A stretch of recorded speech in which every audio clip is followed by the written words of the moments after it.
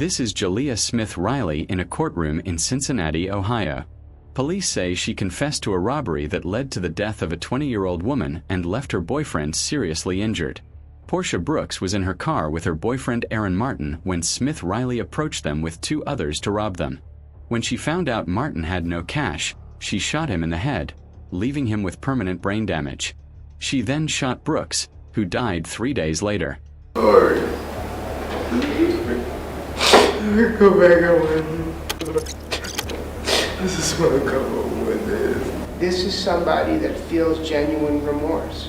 This is somebody that thinks about this every day, and he knows that he can't go back in time and undo what he did. Now Portia Brooks' mother delivers a victim impact statement. But he killed me mentally, emotionally.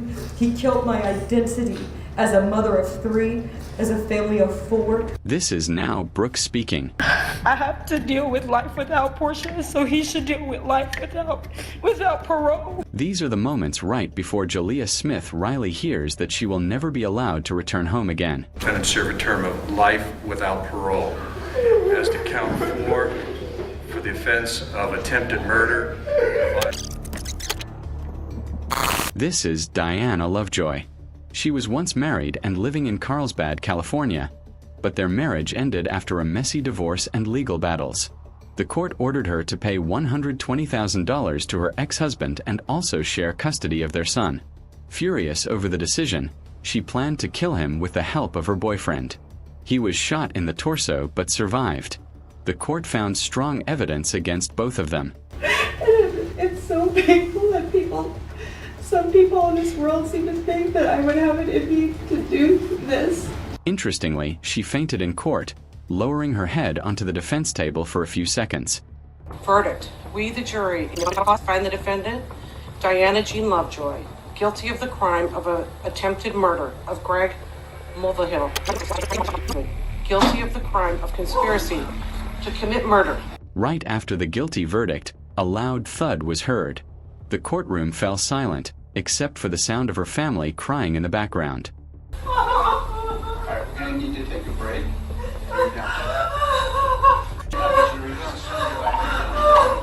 When medics carried her out, she still appeared unconscious, but doctors later confirmed she had only fainted. Her boyfriend received 50 years to life in prison, while she was sentenced to 26 years to life. How long ago did you find this child? It's about an hour and a half. I was waiting. I called my lawyer first thing to ask, what's the next thing I could do. So you found the child an hour and a half ago? Yeah. And called your lawyer first, correct? Yes. Okay. When was the last time you had contact with a child? Last night, yesterday afternoon, about 3 p.m. She goes to bed, and that was that. Okay, so you put her to bed yesterday at 3 p.m.? Yeah, and then this morning at 10. So you're saying it is normal for your children to sleep from around 3 p.m. till 10 a.m.? Usually about 9:30, yeah. And you said when you found her, she was already believed to be deceased, right? Yes. And that's when you consulted with a lawyer? Yep. Do you believe she was beyond help already? Oh, yeah, she was dead at the door now. This is a religious farming couple from Michigan charged with the murder of their 10-month-old daughter. They noticed the baby was underweight but did not seek medical help due to their beliefs and mistrust of medicine. The father called after finding the child unresponsive. That you're both charged with what they call felony murder while in the perpetration or attempted perpetration of child abuse in the first degree. They're alleging that you murdered one Mary Welch. That is a charge called homicide felony murder. It is life without parole. It requires a DNA sample to be taken upon arrest, which is often like a cotton swab or in the inside of your cheek.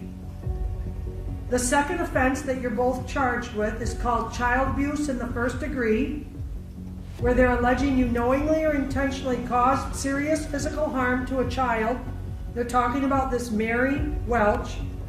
It is a felony, possible penalty of up to life imprisonment or any term of years less than life. This is Ryan Stone, a man who went on a crime spree across multiple counties in Colorado, captured live by a news helicopter. He carjacked several vehicles, including one with a child inside, and led police on a high-speed chase over 100 miles per hour. Hey, did you know I made the news in the UK and Australia? What? Yeah, you get paid by YouTube. So, Channel 7 News, I believe, is going to be the one that gets paid for that. Well, I'm going to contact Channel 7 News. I want to get paid.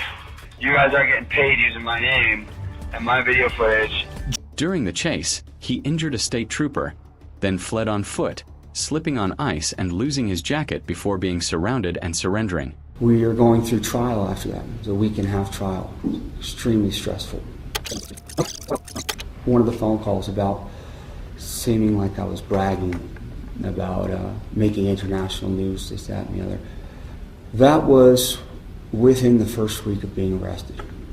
Still coming off of drugs. While in jail, he bragged about the chase and believed he should be paid for his internet fame. In court, he blamed his actions on stress and drug use. Step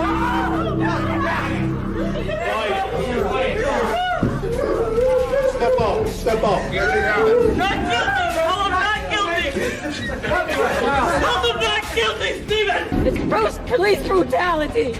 He was mentally ill, and he needed help, and we couldn't get it. We tried and tried, and he didn't deserve this. This is Esteban Carpio.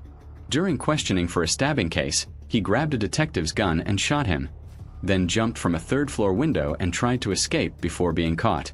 Every day, I face the facts of what I did and what happened. At his court appearance, his injuries shocked the courtroom, while his family accused police of brutality. An investigation later confirmed no excessive force was used. He was sentenced to life in prison without parole.